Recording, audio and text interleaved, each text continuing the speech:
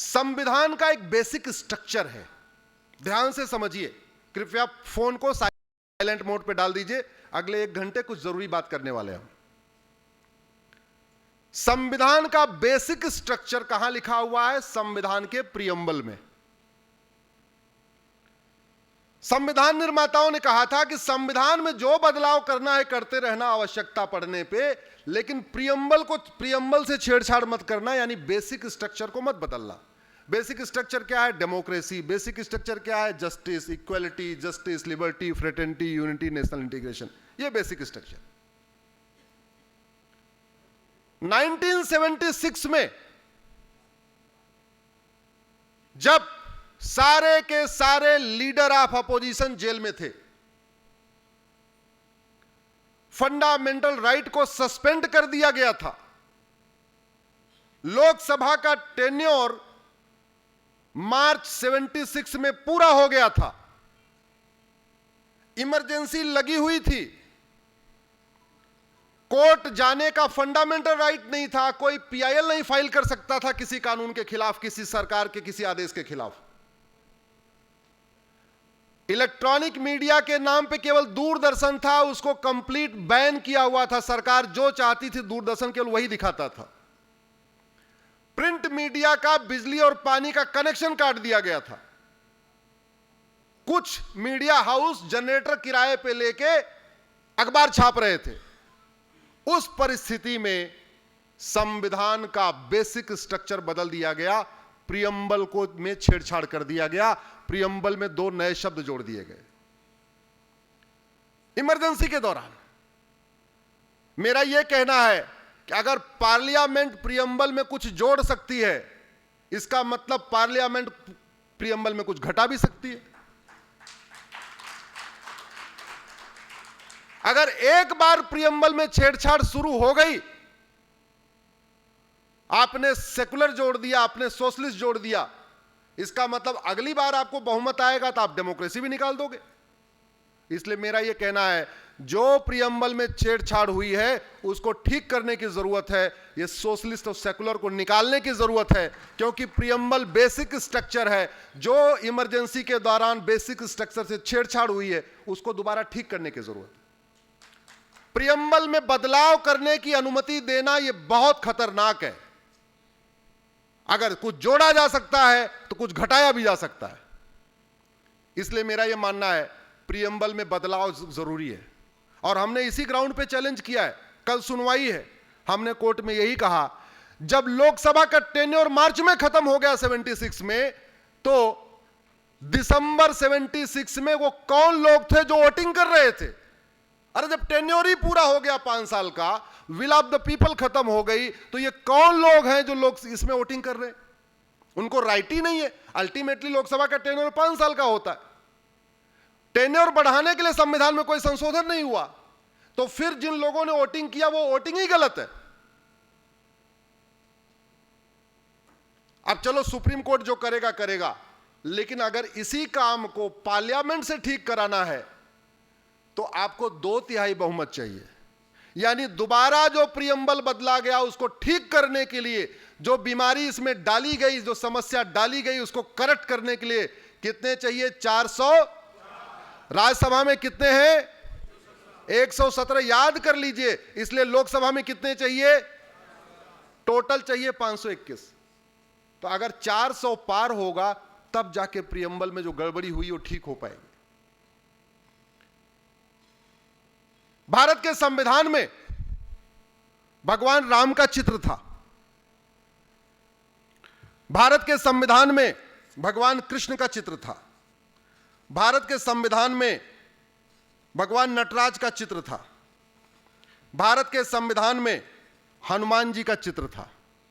भारत के संविधान में 24वें तीर्थंकर भगवान महावीर का चित्र था। भारत के संविधान में गौतम बुद्ध का चित्र था। भारत के संविधान में सम्राट अशोक का चित्र था। भारत के संविधान में राजा विक्रमादित्य का चित्र था। भारत के संविधान में राजा भरत का चित्र था, जिसके नाम पे हम भारत कहते हैं। भारत के संविधान में छत्रपति शिवाजी महाराज का चित्र था। भारत के संविधान में गुरु गोविंद सिंह का चित्र था। भारत के एक संविधान के एक पन्ने पे गुरुकुल बना हुआ था। भारत के संविधान के एक पन्ने पे नालंदा यूनिवर्सिटी बनी हुई थी। भारत के संविधान के एक पन्ने पे राजा भगीरथ का चित्र था, वो गंगा जी को उतार रहे हैं।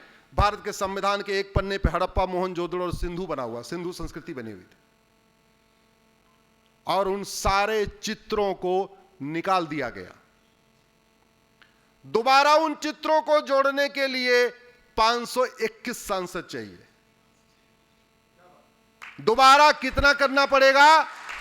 521। इसलिए लोकसभा में कितना चाहिए अब की बार? अब आप में से बहुत सारे लोग ये सोच रहे होंगे चित्रों को जोड़ने और निकालने से फर्क क्या पड़ता है। हो सकता है कुछ लोगों के दिमाग में आ रही बात, क्या फायदा, ठीक है चित्र निकाल दिया तो क्या, बहुत फर्क पड़ता है। अरे भगवान राम का इसमें चित्र होता तो प्राइमरी के सभी स्कूलों में देश भर में रामचरितमानस और रामायण पढ़ाने पे कोई विरोध कर पाता क्या? जोर से बोलिए जरा। अगर भगवान कृष्ण का चित्र रहा होता तो भगवत गीता को पढ़ाने पे कोई हाई कोर्ट या सुप्रीम कोर्ट इस पे रोक लगा सकती थी क्या? अगर भगवान नटराज का चित्र रहा होता, हनुमान जी का चित्र रहा होता, सुबह की प्रार्थना में हनुमान चालीसा अगर हमारे बच्चे गाते, कोई रोक पाता क्या?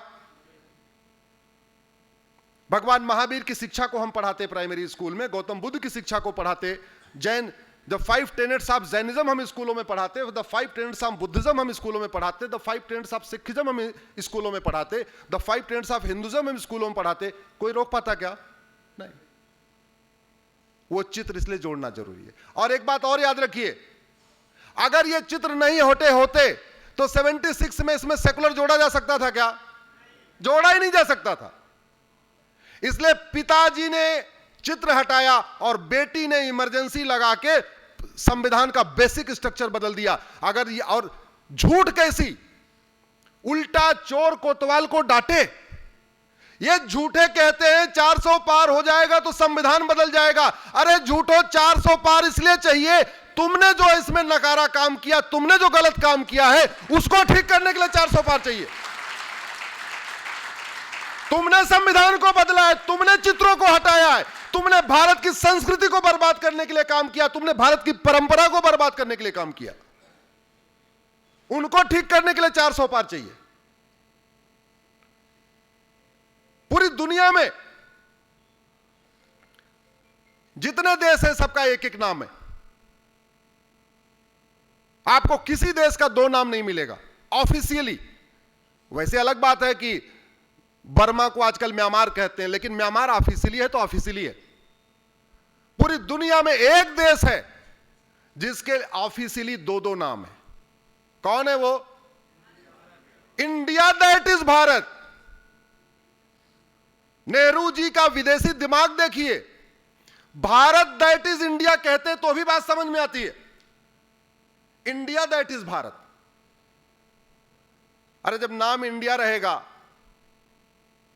तो भारत की संस्कृति कैसे मजबूत करोगे? भारत की परंपरा कैसे मजबूत करोगे? और यह विदेशी सोच का ही परिणाम है। भारत में भगवान राम से ज्यादा मान सम्मान यहां पे लोगों को मिलता है। भारत में 2 नेशनल हॉलिडे है। कौन कौन सी? 2 अक्टूबर और नेशनल हॉलिडे किसकी होनी चाहिए? रामनवमी की होनी चाहिए कि नहीं होनी चाहिए? नेशनल हॉलिडे क्या है?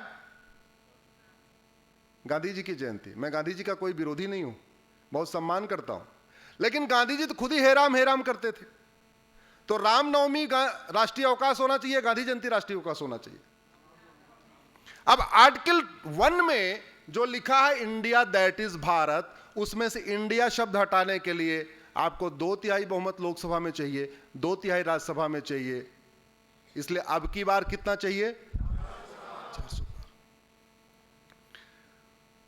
कुछ दिन पहले बंगाल में संदेश खाली की घटना हुई, आपने सुना होगा अखबारों में। 1 हफ्ते लगातार उसके ऊपर पूरा हंगामा हुआ है।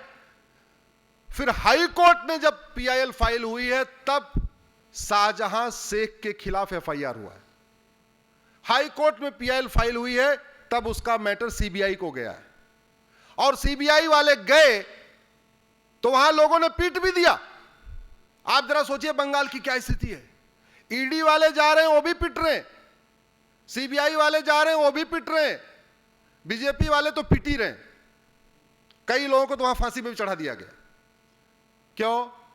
क्या वहां पुलिस नहीं है? क्या है ना? अरे बंगाल में पुलिस है कि नहीं?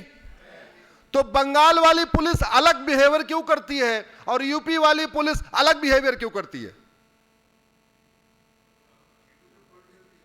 क्योंकि पुलिस राज्यों के अधीन है। क्योंकि पुलिस राज्यों के अधीन है। और यूपी वाली 2017 के पहले माफियाओं का मुकदमा वापस ले रही थी। ये तो आजकल बुलडोजर लेके दौड़ रही है, आजकल घर गिरा रही है। अदरवाइज 2017 के पहले आतंकवादियों का मुकदमा वापस ले रही थी। ऐसा कानून चाहिए क्या कि बलात्कार हो जाए और पुलिस मुकदमा न दर्ज करे? ऐसा कानून चाहिए क्या कि आतंकवादियों का मुकदमा वापस शुरू हो जाए? अखिलेश यादव कई आतंकवादियों का मुकदमा वापस ले रहे थे। मैंने पीआईएल फाइल किया हाई कोर्ट में, तब हाई कोर्ट ने रोक लगाई है, तब उनका मुकदमा वापस नहीं ले आए। भगवान की कृपा से तब तक इलेक्शन हो गया, योगी जी मुख्यमंत्री हो गए। नहीं तो मुकदमा वापस हो चुका होता, वो तो अच्छा था, इलेक्शन हुआ और बीजेपी की सरकार बन गई, योगी जी मुख्यमंत्री बन गए। तो समाधान क्या है इसका? परमानेंट समाधान? परमानेंट समाधान ये तो नहीं है। मेरा ये नहीं मानना है कि नहीं नहीं एक काम करो, सरकार अपनी बना लो, सरकार अपनी भले हो। मेरा मानना है ये देश कानून से चल रहा है, कानून ऐसा होना चाहिए कि मुख्यमंत्री कोई हो, मंत्री कोई हो, सांसद विधायक कोई हो, मनमानी कर ही ना पाए।